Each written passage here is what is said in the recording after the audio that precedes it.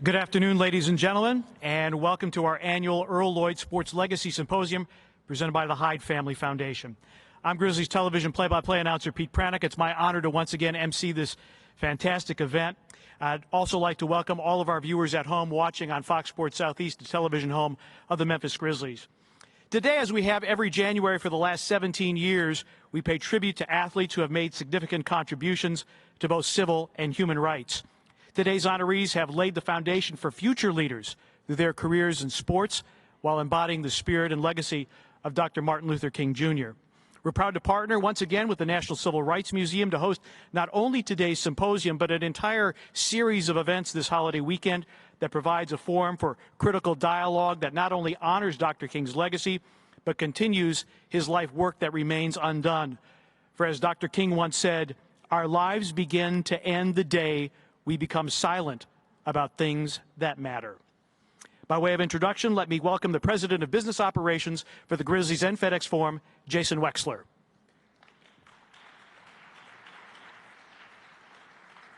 Thank you, Pete.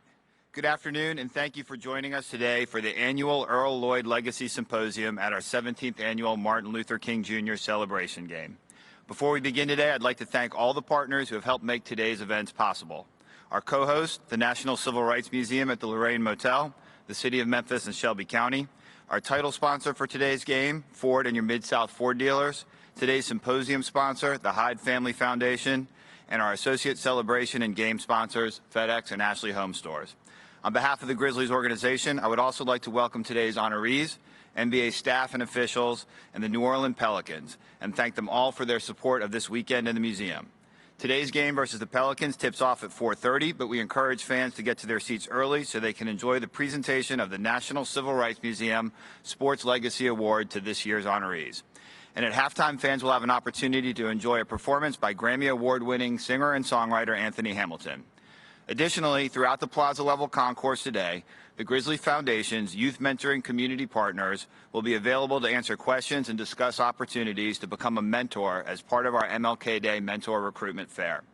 As we celebrate the 90th birthday of Dr. King today, the annual tradition of honoring his legacy is a point of pride for our entire organization. We work to bring awareness to and support for the National Civil Rights Museum's drive to deepen our understanding of the ongoing movement for social and economic justice that Dr. King defined in life and in death. The Grizzlies are pleased and thankful on this day every year to be able to ignite a conversation that both reflects on from where we have come and reminds us of how much remains to be accomplished. Thank you so much.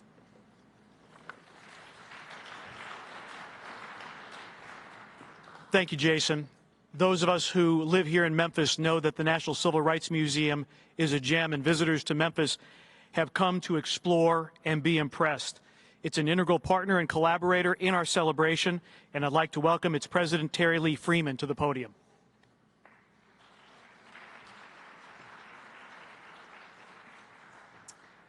Good afternoon. Thank you, Pete.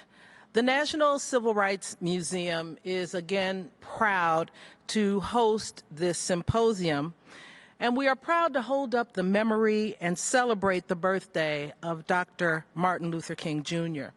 This year, Dr. King would have turned 90 years old. Now, in some ways, he would be overjoyed with the progress we've made.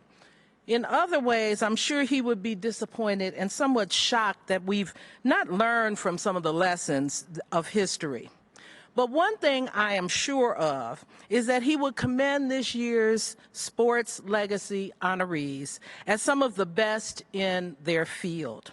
And he would be encouraged by the role models that Chris Bosh, Wayne Embry, Candace Parker, and Bill Walton provide for our youth.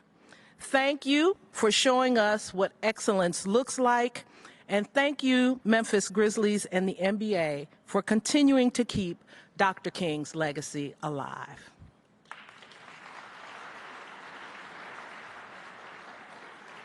Terri, thank you so much for your leadership with the museum and all you do, not only for the museum, but also for this weekend celebration. We're going to pause here for a short break, and we will begin our conversation in a few moments.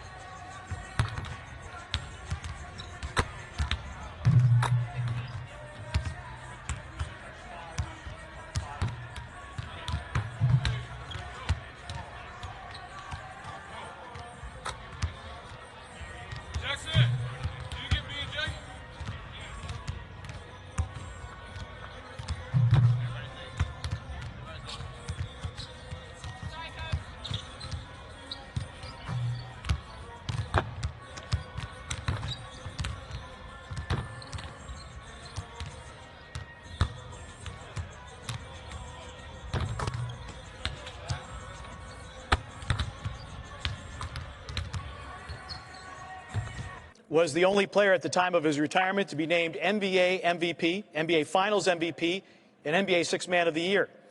He won the NBA championship with the Portland Trail Blazers in 1977 and was also the Finals MVP. He won the 1985 championship with the Boston Celtics and at UCLA under Coach Wooden. He was a member of 2 NCAA championship teams and a 3-time recipient of the NCAA Player of the Year award. In 1990, he began a career as an NBA commentator working for NBC and the LA Clippers before joining ABC ESPN as their lead analyst in 2002. In 1991, he received the NBA PA's Oscar Robertson Leadership Award, and in 2002, he received the NBA Retired Players Association Humanitarian Award. In 1999, the NCAA honored him with their Silver Anniversary Award for having made significant professional and civic contributions since he completed his intercollegiate eligibility 25 years ago. Involved with over 50 charities, he focuses special effort on the community that raised him. Ladies and gentlemen, my friend Bill Walton.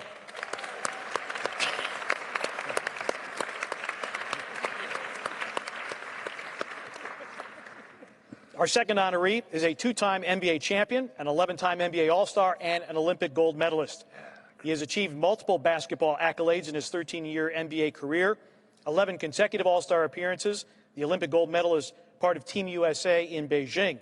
For the Miami Heat, he went on to appear in 4 consecutive NBA Finals, winning 2 championships. He established a foundation in 2004 to help youth in academics and athletics.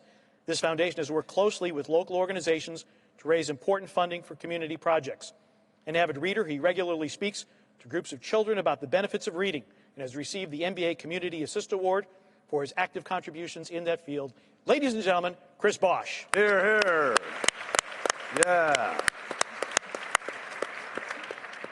Selected first overall in the 2008 WNBA draft by the Los Angeles Sparks, the St. Louis native is the only player in WNBA history to win both the WNBA Rookie of the Year and Most Valuable Player awards in the same season.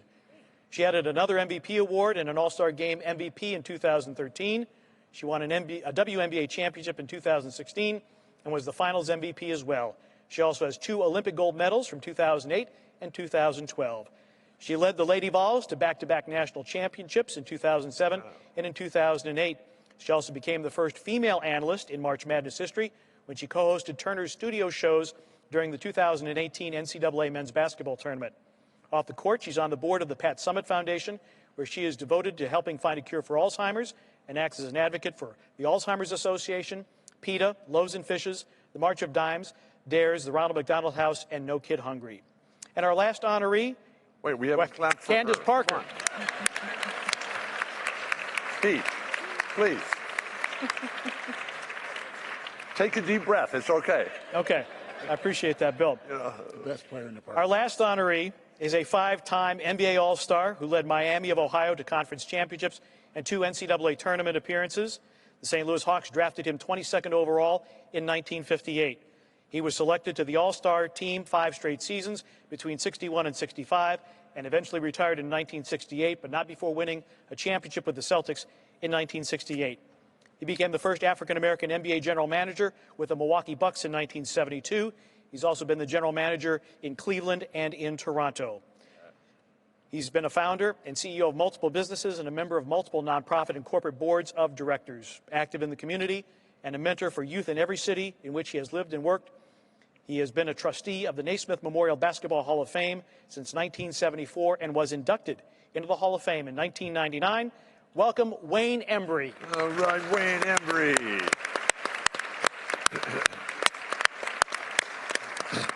I should also point out, And the only guy here today, Wayne, who's older than I am.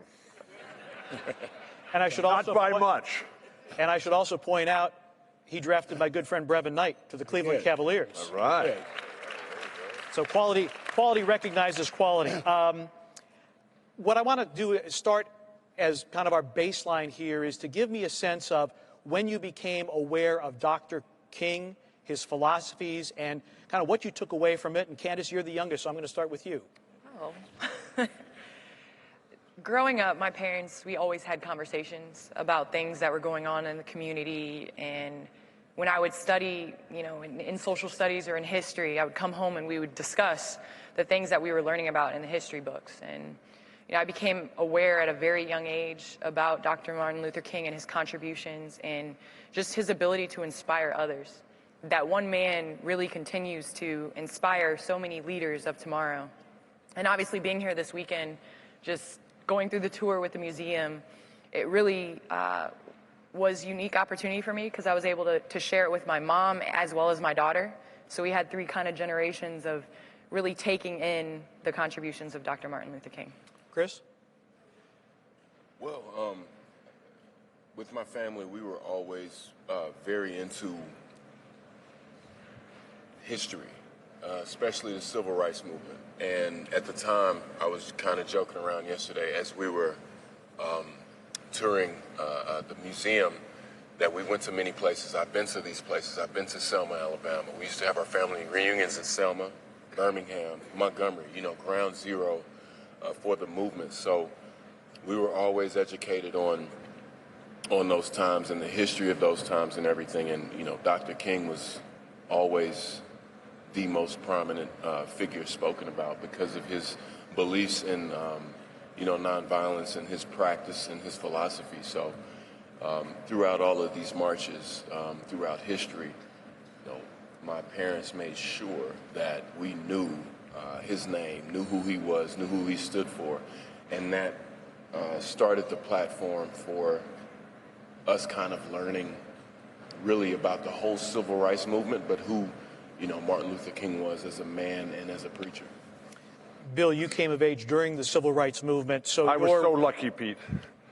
I'm not as lucky as Chris here. I grew up in San Diego. He got to spend his time in Selma and Birmingham and Montgomery. But the fact that my dad, who was a social worker, an adult educator, and a music teacher, my mom was a librarian, and I came across all my childhood heroes between 1960 and then when they started getting killed. And so here I was, little Billy with his red hair and his freckles and his big nose and his goofy, nerdy-looking face and his horrendous speech impediment. But like Chris, I love to read. At an early age, I found Chick Hearn on the radio calling Wayne Embry's games.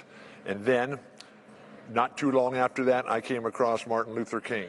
Then not too long after that, I came across Bill Russell and Muhammad Ali, and it was all right there in this whole world that I would see these people. Now, Bill Russell, he didn't speak very much, but when he did, wow, the hammer came down. And then with Chick Hearn and Martin Luther King, these were guys, and Muhammad Ali, these were guys whose brain and their mouth were in perfect sync. And so I was like, that's what I want to be. Because as a lifelong stutterer, not being able to talk at all, I would look at these iconic figures, people who did everything that I dreamed about, and they became my heroes. And then too many of them, Bobby Kennedy, Jack Kennedy, Martin Luther King, John Lennon, they all got killed. And it was just a terrible, terrible thing in my life. It changed me forever. Wayne, you have a very particular connection to Dr. King because your wife and your teammate Oscar Robertson's wife marched with Dr. King in Selma. Can you tell us a little bit more about that? Well, yes. Having lived through that era and watching at the inception of the civil rights movement led by Dr. King and others, I, of course, paid particular attention to it. And the March on Washington, unfortunately, I was unable to attend, so, but I nevertheless watched it on television, and it was quite inspirational. And to speak to my wife and Oscar's wife, we were on the road. I think we're in Philadelphia, maybe. It doesn't matter where we were. But phone rings, I answer the phone, and it's my wife. She says, we are going to Selma for the march. And I paused for a minute, and I said, you're going to do what? She says, we're going to Selma. And, of course, this was the second after the Black Sunday March when it happened. And I says, no, you're not. We got 3 young children, and they need a mother, and you're not going. She says, yes, we are. Hung up. And let me back up a minute. Before she says, now don't say anything to Oscar. Back in those days, fellas, we had roommates. And Oscar was my roommate. She said, Yvonne's going to call Oscar, so don't you say a word to him. So I hung up, phone rings, and same thing. No, you're not, Yvonne. And of course, you got to know Oscar to know how you probably heard him. Yes, I have. Yeah. And hung up, says, big fella, I think they're going. And sure enough, they did. And the next day, I get a call, Pete pick them up at the airport. And I went to the airport, and they were terrified. Getting off the plane, they were terrified. They, said they never experienced so much hatred and the attempted violence, stone throwing and sticks, and then 30 or 40 people in a truck to go back to the airport with tarps over them to hide them from perpetrators or anybody who wanted to do harm to them. So that was quite an inspiration to me that, she showed the courage to do that, and all the others that have done it. And I just regret that I didn't participate back in those days. I could have, but I was trying to make a living to take care of my family. How difficult was it? Because I know I had a conversation with Oscar Robertson several years ago where this was still the era where there were white-only hotels and black hotels, and you were not always able to stay with your white teammates. What was that experience like of being separated like that? Well, it of course, is very humiliating. And and forgive me, ladies and gentlemen, I may get emotional now thinking of that. Back in those days of going with your teammates and sitting in the restaurant waiting to be served and not being able to be served. And you sit there and eventually, we all get up and leave. Or going to a hotel and telling them you can't check in this hotel. Or going to a movie, you can't come in this movie. That was the way it was, and we kind of accepted it. So we needed someone with the courage of Dr. King to step forward and say, no more, we're going to fight for equality and justice for all. And so we all, of course, jumped on that because that's the way the world should be. Because, I was taught and learned years ago that respect is a key word. If you respect one another, we can make progress. If you disrespect, it leads to hostility and turmoil, which leads to hatred, and that could break down civilizations. And so I think I learned from Dr. King and moving forward to treat each human being with respect. And I adopted a philosophy years ago that if the only reason why you hate me is because of the color of my skin, that's your problem.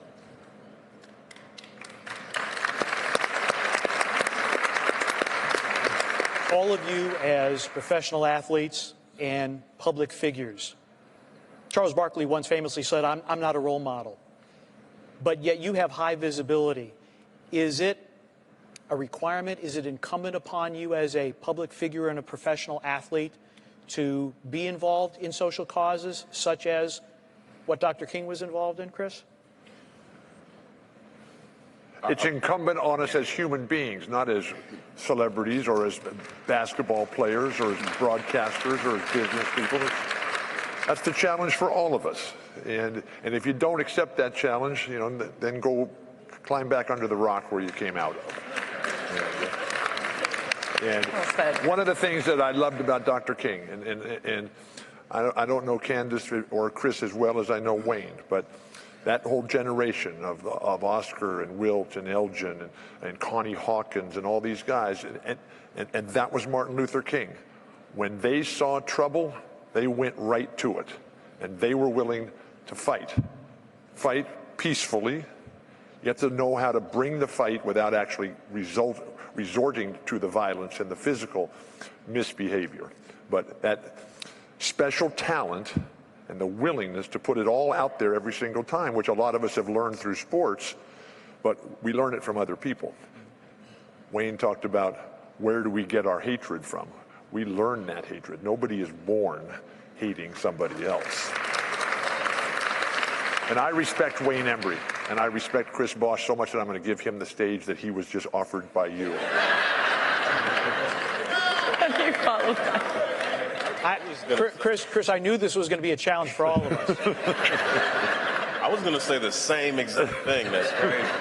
The words right out of my mouth. But you know what? Just in my generation, I remember that commercial with Charles, and you know, with all due respect, I would disagree with him. Whether you like it or not, when we have the platform that we have, especially coming from where we've come from, we come from all different kind of backgrounds and everything, and just like what Bill said, sometimes when you see something that isn't right, you have to speak up about it. Otherwise, it just kind of, continues to avalanche into... If you don't speak up, you're a collaborator. You're an enabler. You're empowering them. Sorry, Chris, for interrupting, man. Fired up, man. What are you going to do? Let's go. What else? But no, I think it's important for us to set examples. We do have to set examples because children are watching. People are watching. And we have to make sure that we're representing our families, our backgrounds, our cities, the places that we come from respectably. And we can't continue to just stay in one place. Gotcha. Candace, I'm curious because during the civil rights movement, it was about voting rights. It was about integration rather than segregation. Those were the big civil rights issues of the 60s. As you travel around the country, your experience as a woman of color playing professional basketball, what do you think are the civil rights challenges of 2019? I hope at some point that there's 2 or 3 women sitting up here. That's what I hope. I think as an African-American woman raising a daughter, my definition of what a leader and what a role model looked like didn't always look like myself. And the more we cater to that in terms of women, yes, you have to be leaders for other women, but we can be leaders for young boys and men as well. And so I think those are the challenges right now, is just kind of finding that place and finding your voice to be able to be okay with leaders looking different, with people of color, doing different jobs as well. And so I think it's just the stereotypes of 2019 still are there, and we continue to have to break those down. Voter suppression. I'm sorry, Bill? Voter suppression. Mm-hmm. And then economic injustice. Okay. The inability to get the opportunities to make a decent human living wage. Well, and I was struck when Jason, the president, and Terri were up here speaking with the preamble. Mm-hmm. And they mentioned the words human and civility. Those are 2 words that have never been associated with the name of Bill Walton before. But to see the incredible humanity that I've witnessed that the NBA has been able to create, to see the transition from in the streets in the 60s to the incredible celebration of life. But if we don't have the willingness to look at our fellow team members, our opponents, with the courtesy and the decency and the human respect that Wayne Embry is talking about, then what do we really have? And when you have these elections around the country, because the world is growing dark and mean before our eyes, in a world that is overrun with hypocrisy, deceit, dishonesty, and lies.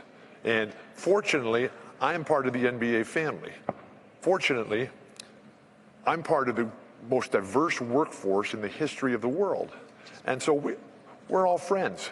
And when we played against each other, we hated them. We wanted to fight them and kill them. But now it's all over. But I'm here in Memphis, and I'm surprised that they even let me off the plane to get in here from what we did to the poor Memphis State Tigers 46 years ago.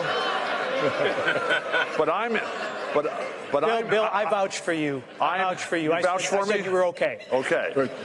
When I got here, and I got searched when I got off the plane, and I said I'm with Wayne Embry, and they said okay, that's fine. But I'm honored to have with me one of my great all-time teammates, Lionel Hollins, here with me today. And Lionel's in the audience, his wife Angie.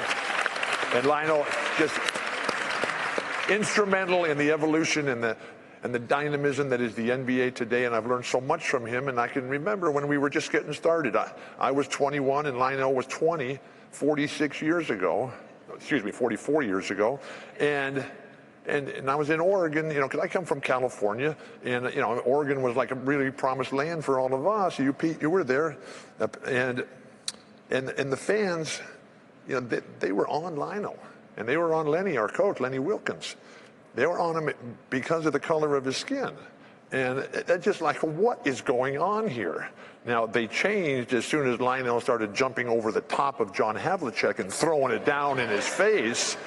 But if that's what makes you change, who are you and what are you doing? And why can't we be better than this? And that's the life I want. You know, I want a life, and I want to be involved in everything that provides a possibility of progress. I want a life that is dedicated to serving the needs of others. And that was the life that Wayne Embry in his sacrifice gave me.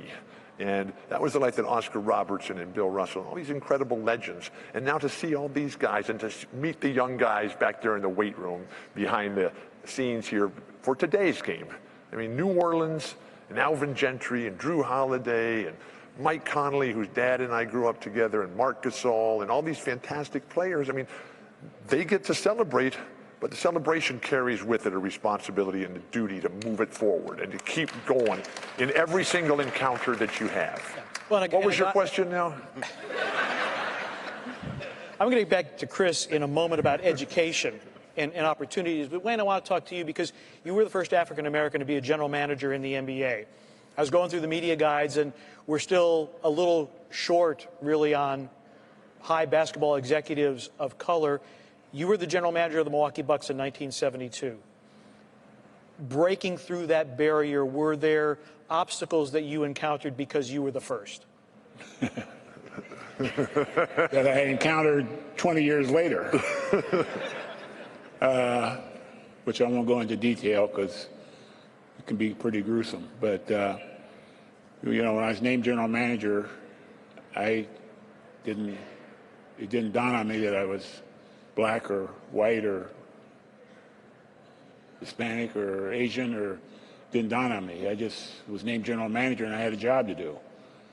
And then the next day at news conference, I was asked, did I see any significance in being the first? And I thought about it overnight, of course.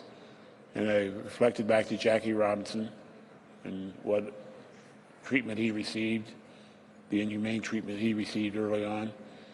And I was asked the question, do I see any significance in being the first? And I said that only if it is significant to others. And then I'm not the last.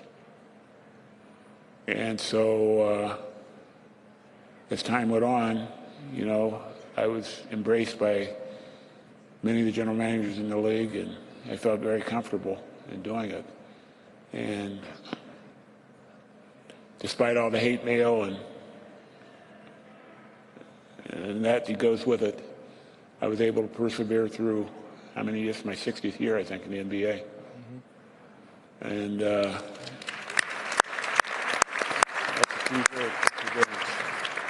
but I have no regrets. I'm grateful for those who came before me. We were at the Earl Lloyd Symposium, and Earl was a great mentor to all of us when we first came into the league. And be forever grateful for what he did. And of course, I played with Jack Twyman. And you know the Jack Twyman-Maurice Stokes relationship, mm-hmm. which was one of the great humanitarian relationships in my lifetime. And so I was around people like that who inspired me, and hopefully, you know, I dedicated my life, and I'm a lot older than these guys here, but hopefully I'm an inspiration to them and others to follow. Having just been in Toronto, so many people came up to me and said, we are so glad that you're honoring Wayne because he's so deserving of this particular award. So your friends in Toronto speak glowingly of you, and rightly so. Thank you. Sorry what we did to you the other night, but That's okay, Wayne. The Grizz took it out on the Lakers the other night, man, in Staples Center, man. Thumped them, man. I want to get back to education and opportunity, Right. because, Candace, you were talking about opportunities, and education is a way, I would assume, to kind of break through some of this inequality. And, Chris, I know that education for you has been a prime focus of your foundation. Tell us more about that. Let me start it with one comment. Racism is a result of ignorance, and you can take it from there. are you Chris or are you? Can you guys hear me? Hello, hello. All right, can you guys hear me now? You couldn't hear me before? So start again. Just start again from the beginning. Thanks for filling in for me, Bill. I was wondering, You know what's funny about education? My parents were very big in education. So, we grew up in the inner city and all that stuff. And we would come home and we would talk a certain way, me and my brother. And before we even walked through the door, my father would no, speak English. Don't come in here talking like that. I need to understand you. Other people need to understand you. So that was one of the first big educational moments that I had. And then after that, I remember it was this distinct moment. I actually got Mavericks tickets. I got to go to a Mavericks game because I made the A honor roll. And at the time, it really didn't seem like a big deal. But when I saw like an actual NBA game at the time, it was in the old Reunion Arena back then. I just had this moment. And, I guess, basketball and education kind of ran together for me. And I kind of tried to be a good student and a good basketball player at the same time. But just access to education is everything. I mean, if you have the access to education, you can do more things. You know that there is no box that can hold you in. And one of the interesting things that I find with today's youth is that they have, all of us, let me not just say the youth, we have the internet now. And so that access to education, everybody has it. And so to be able to use that as a tool moving forward and to, do things and build things and create things and learn about things, I think that's a very, very powerful thing. And I don't think people really realize the power at their fingertips. So that's one of the things that I always try to implore to the young guys, old guys, my guys, whoever, is to make sure that education, is a prime thing that we need to talk about. And another thing that was funny, if a guy scores 20 points, 30 points in a high school game, he gets praised. That's wonderful. It's these brilliant kids all over the world that don't get any recognition, right?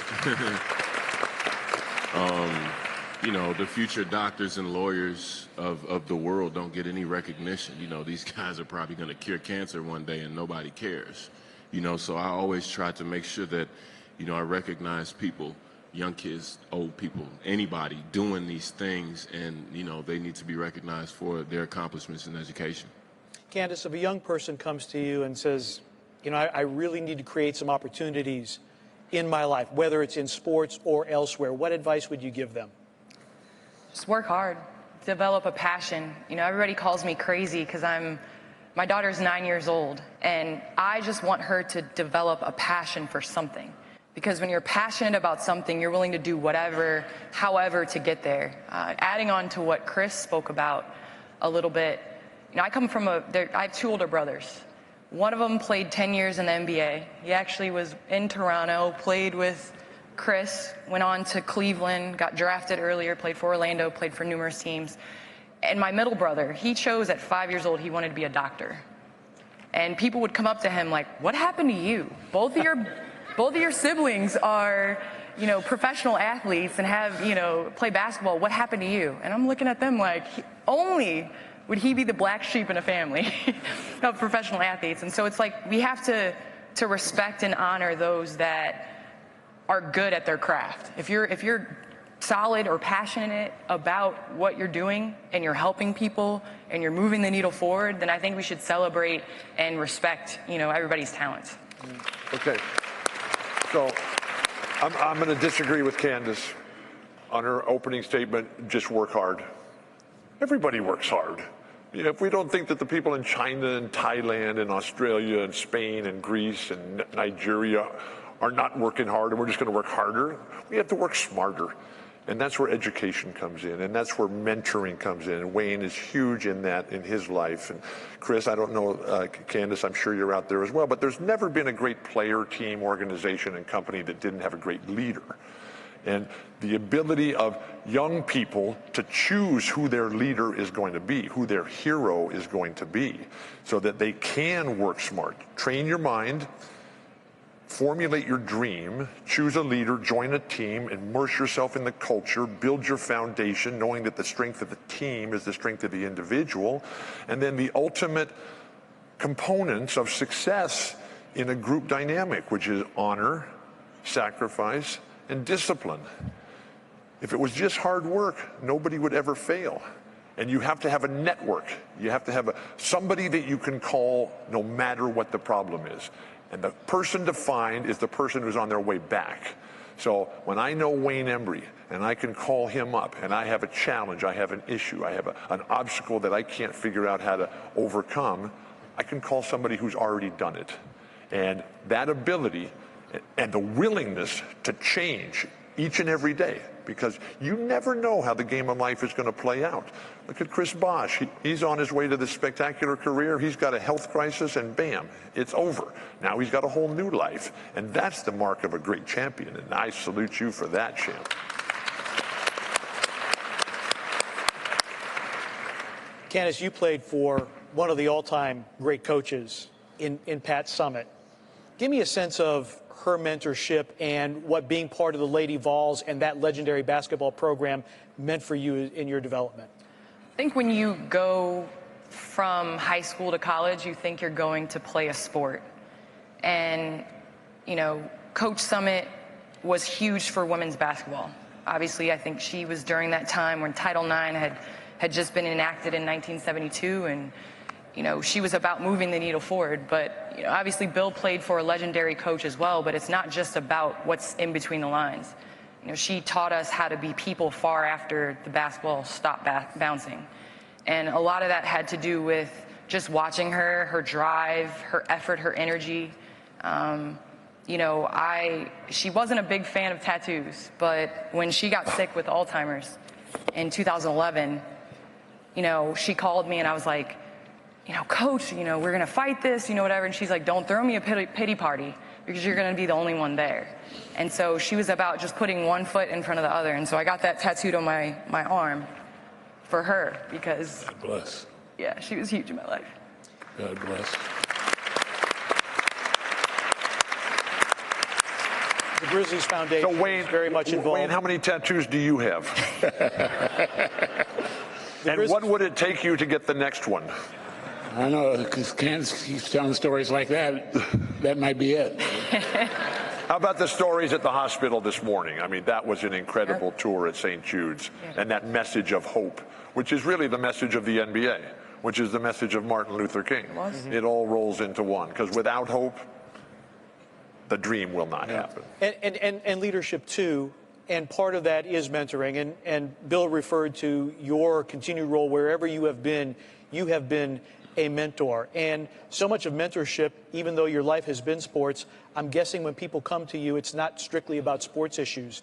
Give us a sense of your theory of mentorship and leadership for people who come to you for advice. Well, you know, I've been blessed in a lot of ways. And I tell our players today when I talk to them at the beginning of the season, Chris probably heard this, that that which I enjoy now is seeing others succeed. Because I've had, as I said, a very blessed life, and I'm very appreciative and grateful for it to all those who helped me along the way. And that which I like to see today is see these young people succeed. And, you know, we were talking about education a while ago and the importance of education. I went to a school which I was the only African American, and I wanted to be accepted. So I thought if I could excel on the basketball court that I would be accepted. Well, I was cut in my 7th grade. I was cut from the team, and that was devastating to me. I thought it was the end of the world. And so I continued to play intramural basketball and kept getting better and better. So finally, late in the afternoon, it was tournament time. Coach comes to me and says, "Wayne, I've been watching you. We're going to bring you to the varsity, the tournament." And I was just terribly excited about that. I just, I went home, and I grew up on a small farm, and we had a dirt court. I went there to practice till it got dark because I was looking forward to the next day and going to the game. Well, the last class of the day was English. So the English teacher asked me to hand my homework in. I didn't do it. She said, "You didn't do your homework." I said, "No." I said, I was so excited because I finally made the basketball team. I practiced, and I didn't do my homework. She says, "Well, you're not going to the game." And I said, "Well, wait, we'll go see about the coach, see what the coach got to say about it." So the coach came in. She told him what had happened. He reinforced what she said. Well, I didn't stop there. When I got home, my dad came home from work. My mom came home from work, and I told him what had happened. And she said, "You didn't do your homework?" And I hate to fresh memories. Some of us older people know what a switch is.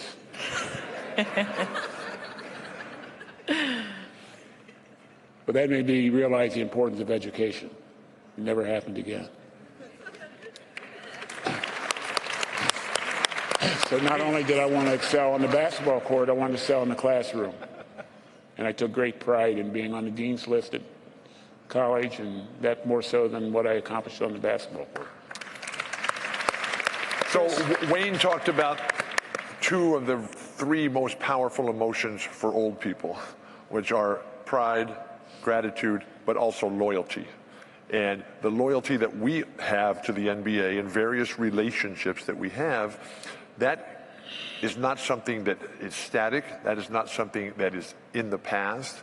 It's something that extends to today and into the future. And when you have guys like LeBron James and Steph Curry and Kevin Durant as the three top players in the game today, and the champions and all the awards and all the honors and all the eyeballs and all the attention, and yet they're the ones like Oscar, like Wayne, like Wilt and Elgin and Bill Russell and Muhammad Ali, who were the greatest of their day. They were the ones who stood to the front, like Jackie Robinson, like Martin Luther King. And now we have these guys, and we have coaches. We have Greg Popovich, and we have Steve Kerr that stand up there and they say, "Hey, look, we're not going to buy into this nonsense anymore." And it's just absolutely fantastic. So the young people can look at these guys and say, "Wow, man, that's what I want to do too," because that was little Billy. I saw all those guys, and I said, "Yeah, man, that's what I want to do with the rest of my life. What am I doing here anyway? Why am I here in this chair? How did that work? I don't know." Can I segue to Chris for just a second? Is that okay, Bill? You can do whatever you want, man. I believe in freedom. Okay, good. I'm thrilled Just to hear that. remember that freedom's just another word for nothing left to lose. Chris, you were not a contemporary of Dr. King, but you've been to the Civil Rights Museum. You know the stories. You've read. You've watched. If you had the opportunity to sit down with Dr. King and talk to him about race relations, social issues in 2019, if you could sit down over a cup of coffee, what would you want to ask him? What would you want to talk about? Can you guys hear me again? All right. Well, I mean, me just kind of being a fan and a historian, I would just ask him why. Because I think it takes a strong person to go throughout those nonviolent, peaceful protests that he went through, and to continue to just try to, drive home that message, even though that wasn't the state of the times. They were in violent times, and he came with a message that was just way different than what was going on in the environment that everybody was living in. I would just really pick his brain about that first. And I would just pick his brain about what's going on right now, because I think right now we're living in a time where, you know, people hide a little bit and kind of just, you know, perpetuate the hate message in a multitude of different ways. And I don't know which is worse, being the fox or the wolf, or dealing with the fox or the wolf, you know. And I would just, you know, ask him for advice really on, you know, how to move forward as a you know, as a role model, as a father.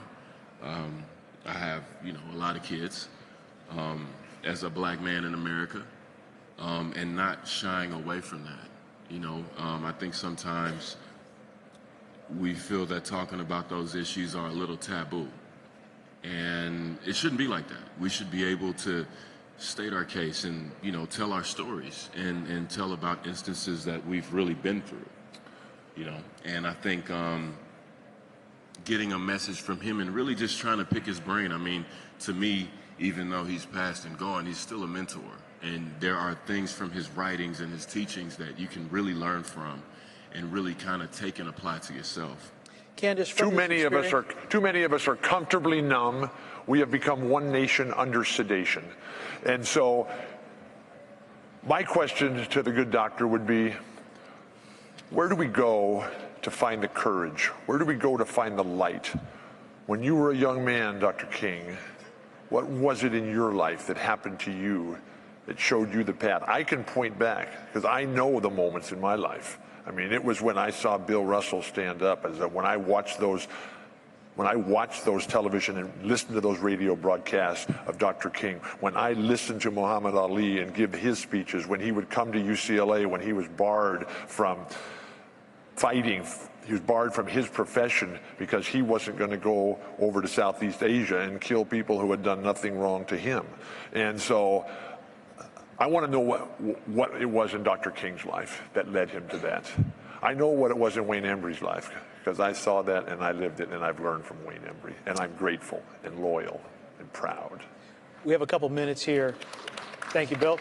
A couple minutes, Candace. What do you take from your experience here in Memphis and being the recipient of this award as you go back to your community? I think I take what you see as right at the time might be right in history, but might not be right at the time with civilization, with human beings. We sit up here and we talk about a lot of people that have been involved in the civil rights struggle. But a lot of times we negate a lot of the names and the individuals. I mean, and it's not on purpose. I mean, Mamie Till, we talk about Rosa Parks, we talk about other individuals that were influential in that struggle. And so I think it's remembering that everybody can be a leader, that it doesn't matter what you look like, what your gender is, where you came from, that everybody's capable of being a leader and doing what is right. Wayne, your experience here in Memphis, what do you take back? Well, it's kind of awe-inspiring to be here. And again, I think, you know, the Grizzlies, the Civil Rights Museum, and all the other sponsors who made this possible, because this keeps Dr. King's legacy alive. And, you know, I was just sitting here thinking, in the world we need today, judge me by the content of my character, not by the color of my skin. And those words resonate loud and clear with me.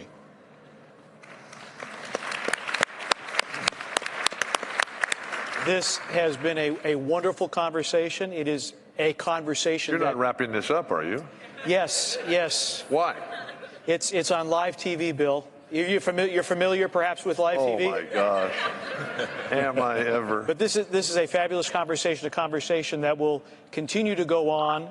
And we would invite you to have these conversations in your local communities with your peers, with your coworkers, because we can have this conversation today, but it's about taking this conversation, taking it into the community, and turning it into action if we are going to have positive change the way that Dr. King suggested and advocated. And I would like to thank the Hyde Family Foundation for their continued sponsorship of this great event. Pitt and Barbara, thank you so much. You've been great friends to the Grizzlies and obviously to the city of Memphis, and also a thank you to the National Civil Rights Museum for all that they have done. This has grown from a basketball game into a weekend celebration in commemoration of the life and work of Dr. King. So Can we thank the NBA, too? we will thank the NBA, because on behalf of the NBA, the Grizzlies, the city of Memphis, Shelby County, the National Civil Rights Museum, and all of us on stage, we appreciate you being here, and again, hoping that you take this conversation back into your local communities, because it is so very, very vital. Can we thank Wayne Embry, too? Can we thank Wayne Embry? We just thanked everybody here on stage. Now, at this point, Bill, this is where I tell everybody that the game starts at 4:30. Really? Grizzlies and Pelicans, presented by your Mid-South Ford dealers, and you can watch it on Fox Sports Southeast. But we want you to be in your seats early, because that is when the Sports Legacy Awards will be presented to these 4 outstanding people. So make sure that you're in your seats early. They certainly deserve your support and a hearty round of applause.